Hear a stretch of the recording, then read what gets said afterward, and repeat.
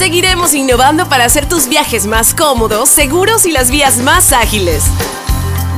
ATM en coordinación con la Alcaldía de Guayaquil. Muy buenos días amigos, bienvenidos a su programa Café La Posta. Viernes 22 de marzo del 2019, a pocas horas en realidad de ir a las urnas. Yo soy Gabriela Yepes y me encuentro como cada mañana en la cafetería de especialidad Il Barista, en donde me sirven lo mejor del café. Los invito a venir. Antes de empezar, quiero agradecer a nuestros auspiciantes que nos permiten estar cada mañana junto a ustedes y hacer periodismo independiente. Gracias a Hyundai, gracias a la ATM, la Autoridad de Tránsito Municipal de Guayaquil, y por supuesto gracias a la Cooperativa Andalucía y su tarjeta de débito, que siempre la cargo conmigo, que nos permite pagar los consumos de la posta en Il Barista. Ahora sí amigos, pasemos a las noticias en caliente.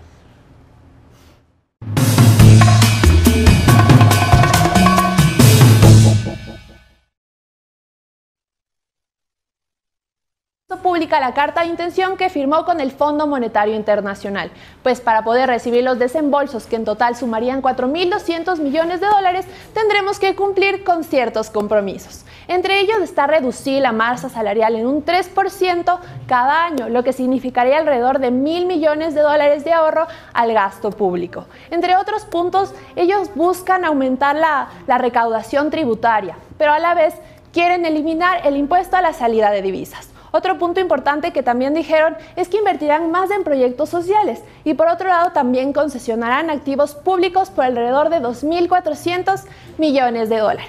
Así que el gobierno tiene que estar pilas para cumplir con estos compromisos si quiere que le depositen la plata en la cuenta del Banco Central. Bueno amigos, en caliente también tenemos por otro lado que ayer finalizó la etapa de impugnaciones a las candidaturas de fiscal general del Estado. Se recibieron alrededor de 18 objeciones en contra de los candidatos y sobre todo en contra de los dos mejores puntuados. Estamos hablando de Diana Salazar y Mer Benavides. Ahora el Consejo de Participación Ciudadana tiene la tarea de revisar si estas acusaciones son verdaderas o falsas y así finalmente elegir a nuestro nuevo fiscal general del Estado. Y bueno amigos, en caliente también tenemos que en la Asamblea hay campanas sobre reformas a la Constitución y justamente ese es el tema que trataremos hoy en la entrevista junto al asambleísta Fabricio Villamar, quien ya nos acompaña aquí. Veamos qué nos dice.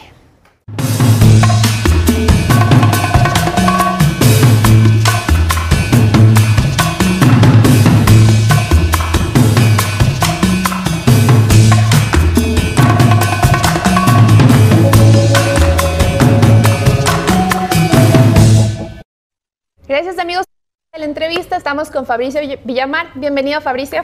Siempre un gusto, ¿cómo estás? Muy bien Fabricio. Aquí queriendo hablar contigo porque como decimos suenan campanas en la Asamblea y justamente vienen de ti. Se busca reformas de la Constitución, a más de que se busca quitarle las designaciones de designar autoridades del Consejo de Participación Ciudadana. ¿Cuántas reformas planteas tú cambiar en la Constitución? Yo creo que hay que partir de un tema anterior.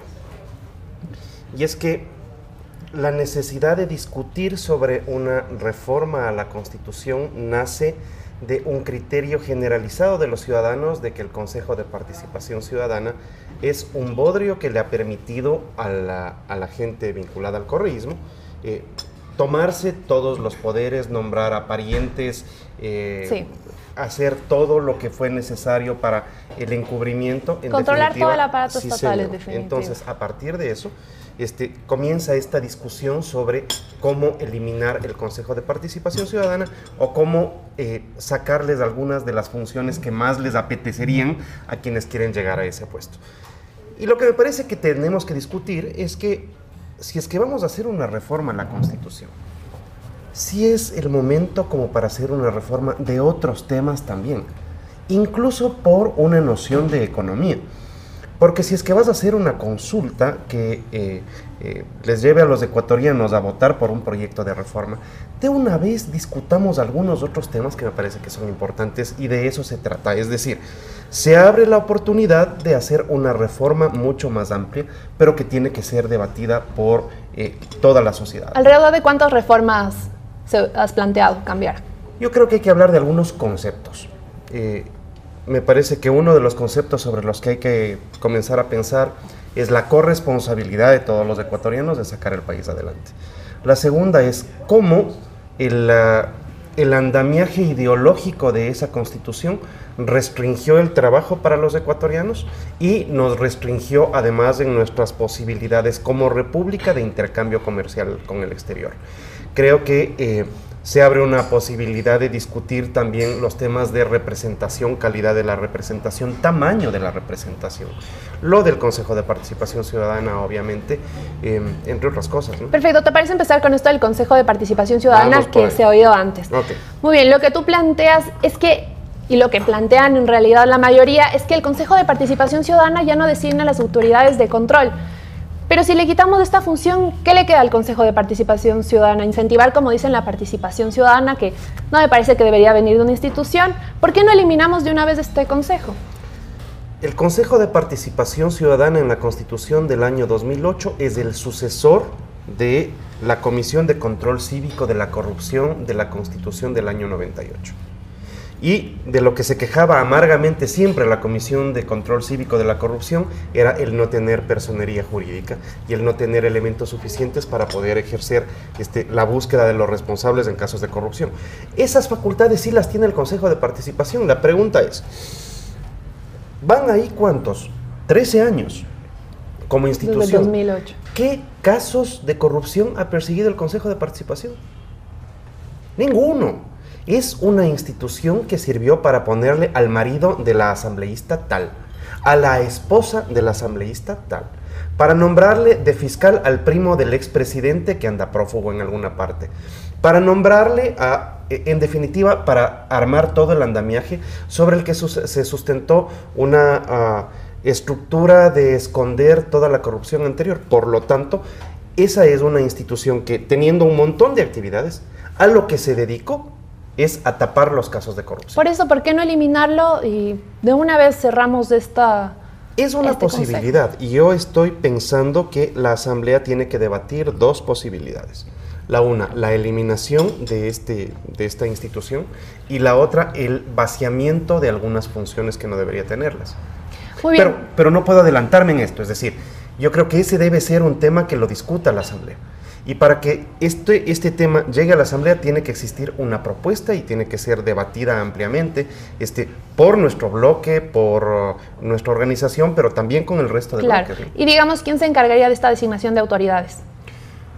La designación de autoridades, en primer lugar, pasa por reformas a varias leyes, porque creo que se necesita volver a poner algunos principios que en una república democrática no sería necesario ponerlos por escrito. Pero para lo que ha sucedido en el Ecuador, es posible que nos toque volver a pensar, decir que las estructuras de los cuerpos en donde concurren varias organizaciones requiere una participación plural. ¿Por qué digo esto? ¿Te acuerdas cómo fue la constituyente del año 2008? Alianza País llegó con un porcentaje de votos. Gobernaba la Asamblea. Y se llevó todo, pero sin reconocer que las minorías también existen. Y lo mismo ha pasado en todas las asambleas, mientras Alianza País era este monstruo verde grandote que se tomó todos los espacios hasta la última elección. De las 13 comisiones de la asamblea se llevaron 12, poniendo 12 presidentes, 12 vicepresidentes, llevándose la mayoría de puestos del CAL, presidencias y 2 vicepresidencias. ¿Es eso democrático? Pero ustedes ofrecen, digamos, que la asamblea se dedique a designar autoridades. Pero si tenemos de nuevo, se me ocurre que tenemos de nuevo una asamblea como la de los 10, como de los primeros años correísta, en realidad no va a haber participación ni pluralidad. Digamos que en unos años nuevamente tenemos una asamblea en la que la mayoría es un solo partido. ¿Crees que va a haber esta pluralidad para designar autoridades? ¿Por qué pasa eso? Pasa eso porque precisamente se descuartizó el sistema de partidos políticos, que no era ninguna maravilla, pero en este país existían partidos políticos. Y los partidos políticos son base fundamental de la democracia. Por lo tanto, esto tiene que llevarnos, en primer lugar, a fortalecer las organizaciones políticas para que una organización política decente no esté buscándote el cantante, la bailarina, el actor, el comentarista deportivo para ponerle de candidato. Pues. Pero ahora esto no es una realidad, digamos. Sí, pero no estamos hablando de lo de ahora, sino me estás preguntando de la propuesta para el futuro. Y en la propuesta para el futuro nosotros estamos diciendo, esto es lo que tiene que pasar. Y además, no va a pasar de la noche a la mañana, porque los procesos de reforma constitucional y para que la sociedad se adecue a la normativa sobre la cual tiene que regir, pasa un montón de tiempo. Nosotros hemos tenido que esperar 13 años para darnos cuenta de que esa barbaridad de constitución es la que termina quebrando el Ecuador. Por eso, partes de las cosas que nosotros pensamos que se tiene que hacer es readecuar la estructura económica de la Constitución. Y justamente tú dices reformar esto y que los partidos tengan más fuerza. Justamente, ¿cómo logramos esto? A mí se me ocurre que hay algunos elementos sobre los cuales se puede comenzar. En primer lugar, yo creo que deberíamos discutir si es que el voto tiene que ser obligatorio. Mira, el voto es un derecho. Y los derechos tú los ejerces voluntariamente, no los ejerces obligada. Entonces, quienes van a votar, que voten con conciencia, con voluntad, porque quieren participar. Ahora, ahí los partidos tendrán que ingeniárselas para bajar, para conversar con la gente, para mejorar sus estructuras de captación de nuevos adherentes, para mejorar sus estructuras de capacitación, de adoctrinamiento. Entonces, el poner el voto como un elemento voluntario les obliga a los partidos a salir a buscar esos votos con gente, es decir, ya no son estructuras aisladas, sino que les obliga a buscar relacionarse con la sociedad. Y justamente es de otra reforma que tú planteaste, que sea el voto facultativo más no obligatorio. Pero ¿cómo logramos esto si para crear una cultura cívica realmente creo que se necesita bastante tiempo y ahorita nuestras bases están decaídas? ¿Cómo logramos que la gente, si ahora está indecisa totalmente y no quiere ir a las urnas, cómo logramos que la gente, si no es obligatorio, vaya a las urnas y elijamos democráticamente a nuestros representantes? Es que ese es el punto. Si ahora que es obligatoria, tú tienes un ausentismo que suele bordear alrededor del 20%, 25% normalmente. En unas provincias más, en otras provincias menos. Después de ese ausentismo, tú tienes que contar votos nulos y blancos, ¿no es cierto? Entonces resulta que tienes alrededor del 30% de la población que realmente no se interesa, no quiere o hace un acto de protesta frente a la papeleta. Por eso digo yo, si es que ponemos esto como una opción del ciudadano, que el ciudadano decida y que vaya a votar no por el miedo de que le van a cobrar una multa para sacar el papelito en el cual le castigaron ya por no haberse presentado a votar y que es requisito desde para sacar la licencia hasta para hacer un trámite en el municipio, sino que tú tengas la posibilidad de decidir y que los ciudadanos comiencen a comprometerse con la República, comprometerse con cada uno de los actos de la República. Eso es participación ciudadana.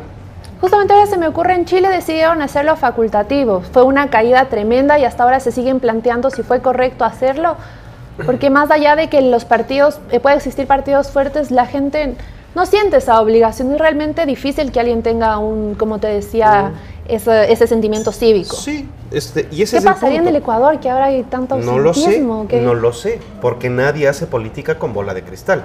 Lo que sí te puedo decir es que pero lo que si planteamos hemos tenido, debería haber un análisis más profundo. El análisis está, pero si es que quieres profundizar en el análisis, hemos tenido voto obligatorio los últimos 40 años. ¿Eso a qué nos condujo? Ok, entonces ya tienes un análisis de 40 años, sí señora. Entonces tienes un análisis de 40 años. Ahora veamos qué es lo que puede pasar. En última instancia, lo que estoy planteando yo es, debatamos y tengamos un criterio conjunto sobre el cual la Asamblea pueda preparar un documento que les presente a los ecuatorianos y que sean los ecuatorianos los que voten. ¿Por qué? Porque hay 3 mecanismos para la reforma de la Constitución. Puedes hacerlo enmienda. La enmienda es, se encierra la Asamblea y discute qué es lo que quiere cambiar, tiene un debate ahora, un debate dentro de un año y lo que salga se aplica. Esa es una enmienda. Puede hacer una reforma. Y la reforma tiene 3 vertientes. Primero, los ciudadanos, entiendo que Guillermo Lasso y Julio César Trujillo, por ejemplo, han anunciado su voluntad de salir a la calle a recoger firmas.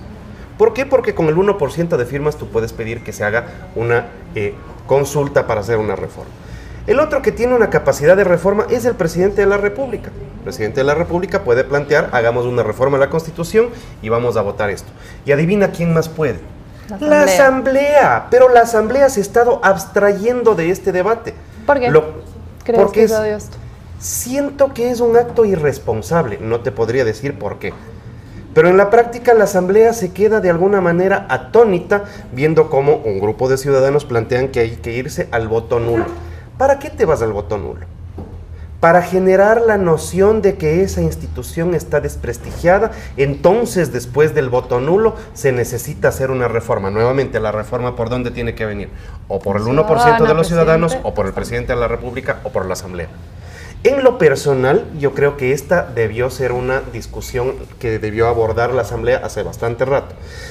Si es que necesitamos tomarnos un tiempo adicional, ver qué es lo que pasa este fin de semana, reconocer que esto ha sido un desastre y en función de eso actuar, bueno, es lo que tendrá que pasar, pero creo que hay las condiciones como para ir a una reforma constitucional. Perfecto. Y Fabricio, en estas reformas que has planteado, ¿te acompaña, te apoya toda la bancada?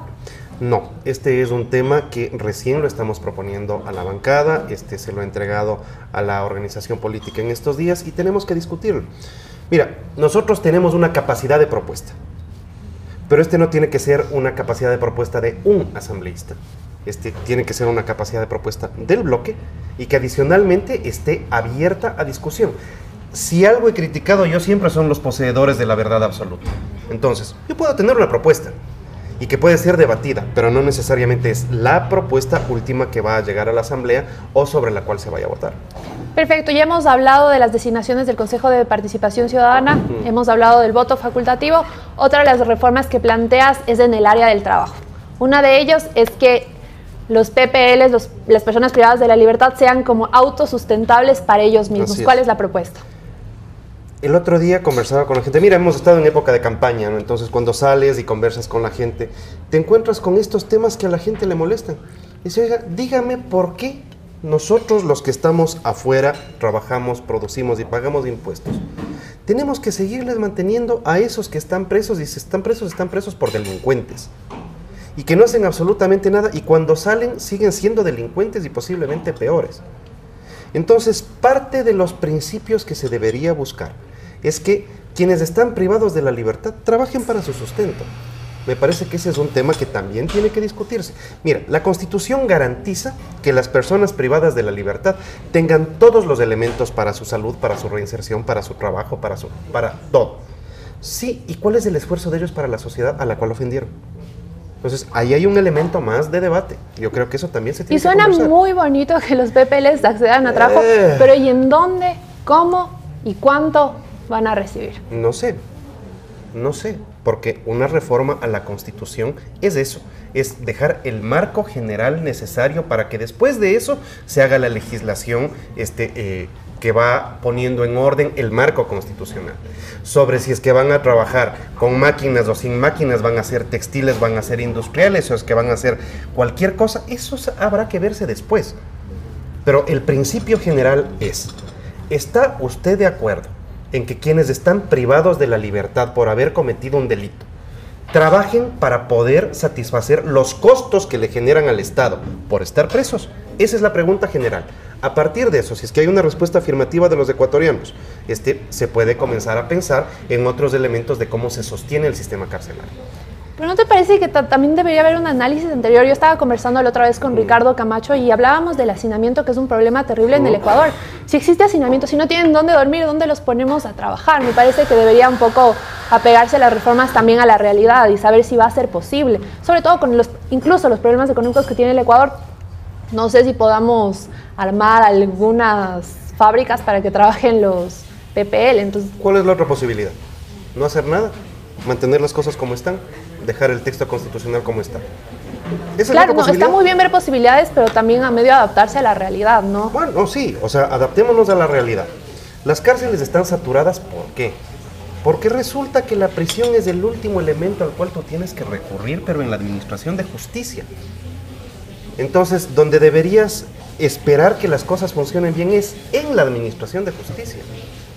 Porque caso contrario vas a seguir con las cárceles rebosantes. Si lo que estamos diciendo es, ok, las cárceles están rebosantes, pero además están rebosantes de gente que cometió delitos. Si la discusión no está en si es que las cárceles están apiñadas o no, o lo que dice Ricardo, el gran tema aquí es, ¿eso cuesta? ¿Esta gente tiene que colaborar con sus costos o no?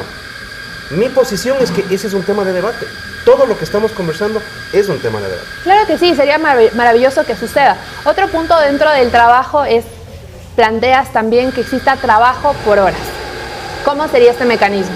No, lo que estamos diciendo es, la Constitución del año 2008, dentro del montón de cosas que puso de manera declarativa, habla en una parte que dice, se prohíbe la precarización del trabajo, etcétera, etcétera, etcétera, etcétera, y llega a poner en el texto constitucional, lo que en términos de redacción jurídica es una barbaridad, se prohíbe el trabajo por horas.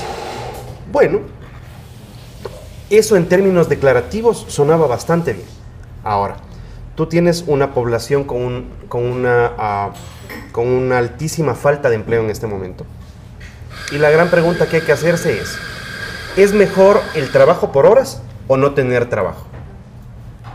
Y el grave problema que tenemos es que no puedes contratar por horas porque la Constitución prohíbe el trabajo por horas. Pero justamente la reforma es para que sea posible el trabajo por horas. La reforma es para que el trabajo por horas sea regulado en la ley, garantizando proporcionalmente los derechos de los trabajadores.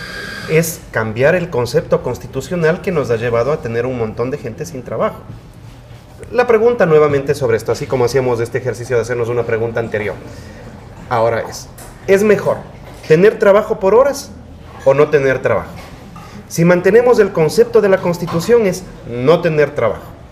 Y la otra posibilidad es discutamos la posibilidad del trabajo con horas garantizando algunos elementos que tienen que ser regulados en la ley. Y justamente este debate ya se abrió antes, cuando ya empezamos con el desempleo terriblemente.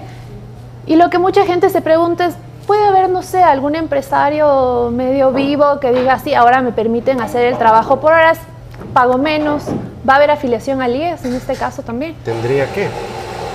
Pero tendría que, es que ese es el punto, es decir, el trabajo por horas no tiene que implicar que no haya afiliación al IES, pues. Al contrario, lo que tiene que garantizarse es proporcionalmente los mismos derechos. Y que si es que un empresario te dice, vea, yo le puedo contratar a usted 4 o 6 horas, te afilie por el valor de las horas sobre las que estás y te pague por eso. Y que tú tengas tiempo para buscar otro empleo si es que quieres. O que esta sea una alternativa para los estudiantes. Tú tienes un montón de gente que sale de las universidades. Y tú debes estar más al tanto porque deben ser más o menos contemporáneos tuyos. Gente que sale de las universidades y no tiene trabajo. ¿Cuál es la alternativa? Nosotros decimos, discutamos el tema del trabajo por horas. Es una alternativa. Si es que alguien tiene una mejor, discutámosla también. Pero al menos nosotros sí estamos proponiendo algo. Perfecto, Fabricio. Eso en cuanto al trabajo. Otra de las reformas, seguimos en la línea económica también, del Banco Central. Quieren que vuelva a ser nuevamente independiente. Sí. ¿Cuál es el planteamiento? Mira, ¿Cuáles serían los beneficios de que el Banco Central sea autónomo? El grave problema que tuvimos es que el anterior gobierno le obligó al Banco Central a comprar deuda del Ecuador o a comprar papeles del Ecuador. Entonces el Banco Central, que tenía que manejar los encajes de los depósitos de los ciudadanos, o sea, tuyos, de las personas que nos están viendo, de los que no nos están viendo también, resulta que esa plata que tenía que manejar el Banco Central fue a parar en la compra de papeles del Estado que seguía gastándose como locos. E hicieron varias reformas al sistema de encaje. Es decir, el encaje es la garantía que tienen los bancos depositada para decir que van a tener capacidad de satisfacer la plata que la gente les pone, ¿no es cierto?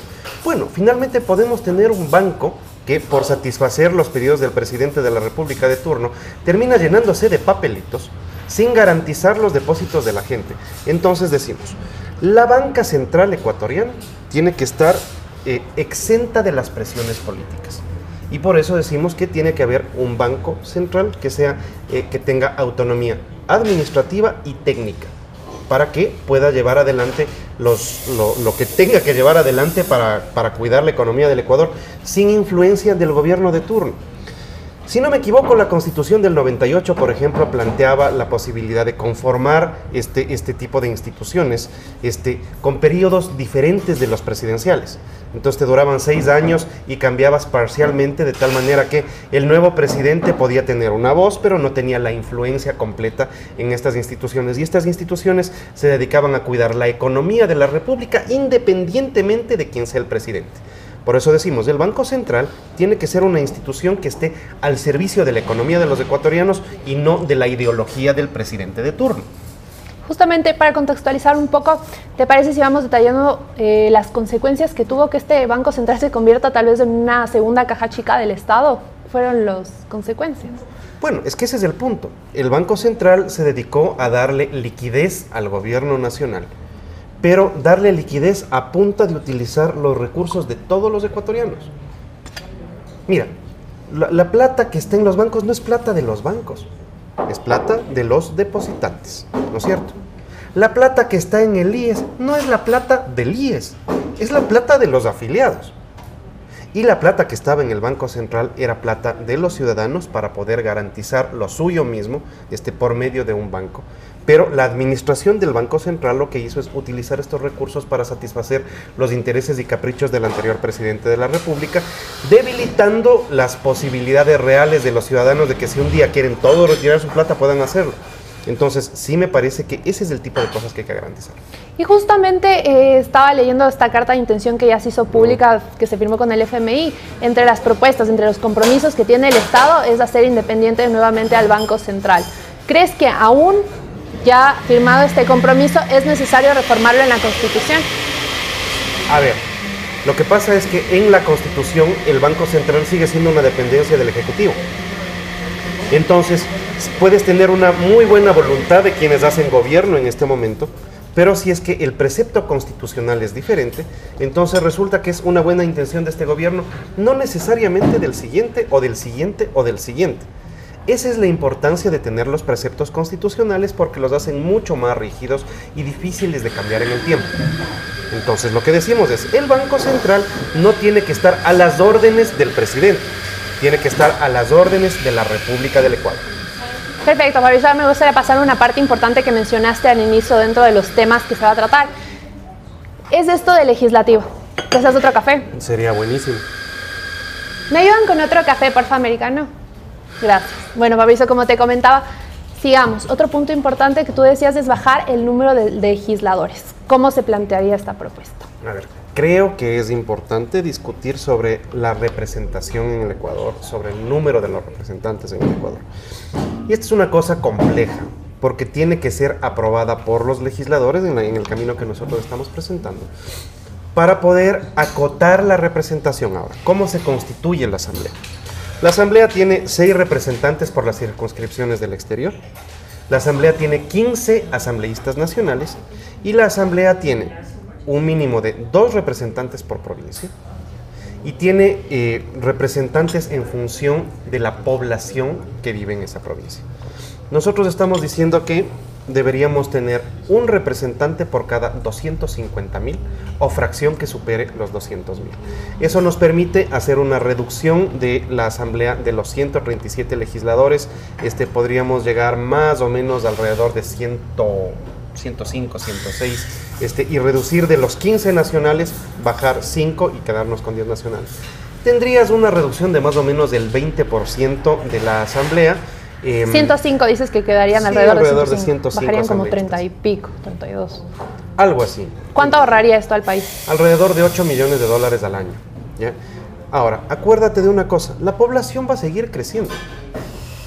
Y como la población va a seguir creciendo y tú tienes que establecer la representación en función de los censos, y el censo tiene que hacerse cada 10 años. En el año 2020 vas a tener un nuevo censo que va a determinar cuál es la composición del Ecuador por provincias, como estamos, y ahí puedes volver a tener una sobrerepresentación. ¿Valdría la pena posiblemente en un momento determinado hablar sobre el límite de la representación? Eso no está dentro de las cosas que hemos venido discutiendo, pero caso contrario vas a tener en el tiempo vas a tener una sobrerepresentación de las provincias más pobladas sobre el resto. Entonces, finalmente, entre Guayas, Pichincha, Manabí y Azuay, por la cantidad de representantes terminarían tomando las decisiones al resto. Entonces, esos son los temas que hay que discutir. ¿Pero te parece que esta reducción del legislativo sería por bajarle al gasto público o porque realmente van sobrando unos legisladores? A ver, ustedes cubren lo que se hace en la Asamblea, ¿no es cierto? Hay 137 legisladores. De los 137 legisladores, ¿a cuántos crees tú que conoces? Que se ve tantos, no sé, quizá unos 20, bien que los puedo reconocer. Bueno, entonces, No se trata de tener una asamblea grandota, se trata de tener una asamblea que cumpla sus funciones. Con gente que vaya, legisle, trabaje, fiscalice, haga lo que tiene que hacer. ¿Por eso te parece que van sobrando algunos? Yo tengo la sensación de que la asamblea podría seguir haciendo su trabajo con un número menor de legisladores. Muy bien, me gustaría hablar porque también mucha gente habla de los asesores de los asambleístas.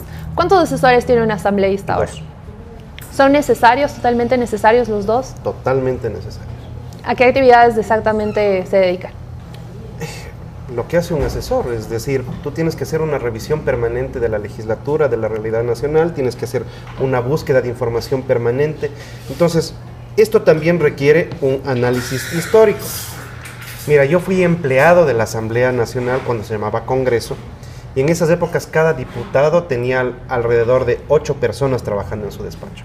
Y entre las 8 personas le tenías al guardaespaldas, le tenías al chofer, entregaban una placa que decía diputado nacional o diputado provincial. Le tenías a la secretaria y posiblemente a las que hacían funciones más allá de secretaría. El acotar el número de este personal de 8 a 4, yo creo que estuvo bien, para que tengas una noción de cómo funciona esto. Yo fui concejal de Quito. En el consejo nosotros teníamos, si no me equivoco, 6 personas. Entiendo que en esta administración subieron a 8. ¿Necesitas equipo para trabajar? Sí, sí necesitas un equipo para trabajar. Porque resulta que no eres un todólogo, gracias. ¿Ya? Y nuevamente, sobre lo mismo que conversábamos hace un rato, nadie es poseedor de la verdad absoluta. Yo puedo tener cierta noción de algunas cosas para las que puedo ser relativamente bueno y hay cosas para las que necesito ayuda. Esa ayuda, que es un servicio al Estado, ¿tiene que ser remunerada? Sí, claro que tiene que ser remunerada. ¿Tu trabajo tiene que ser remunerado? Obviamente tu trabajo tiene que ser remunerado. Bueno, lo que sí debemos buscar es que quien esté en esos puestos tenga la capacidad necesaria para producir. ¿No es cierto? Claro. Ese es el punto. Muy bien, siguiendo analizando las reformas planteadas, no sé si se me escapa alguna, hay una importante también que se trata del arbitraje en tratados comerciales. ¿Por qué? Porque resulta que, nuevamente, sobre los temas que fueron metidos como conceptos ideológicos en la Constitución, se dijo que el Ecuador no cedería soberanía para los para los desacuerdos comerciales entre nacionales o por la República del Ecuador con otros países, en donde te sometías a tribunales arbitrales extranjeros.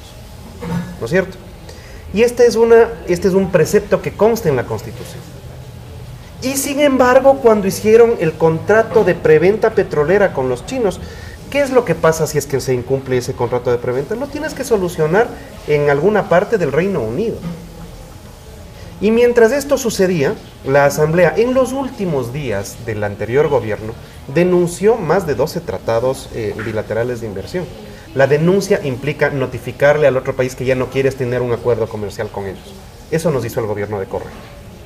¿Qué significó eso en términos económicos para el Ecuador? Nosotros tenemos un descenso en nuestra balanza comercial de alrededor de 650 millones de dólares por este precepto. Porque nadie es tan loco, pues te imaginas, voy a hacer un acuerdo con el Ecuador, perfecto, y si es que tenemos un diferendo, no, tienen que solucionarlo los jueces ecuatorianos. Estamos todos locos, no pues, te sometes a un tribunal arbitral, así es como funciona el mundo. Esta Constitución establece, pero si es que los acuerdos son en Latinoamérica, entonces nos ponemos de acuerdo en algún tribunal en Latinoamérica. ¿Por qué sí para Latinoamérica y no para Centroamérica o Norteamérica o para Europa o para Asia? Entonces, esto implica que si es que alguien en el Japón, en Taiwán, en la China, en donde sea, quiere invertir en el Ecuador, te va a decir, ¿y cuáles son las garantías para mis recursos?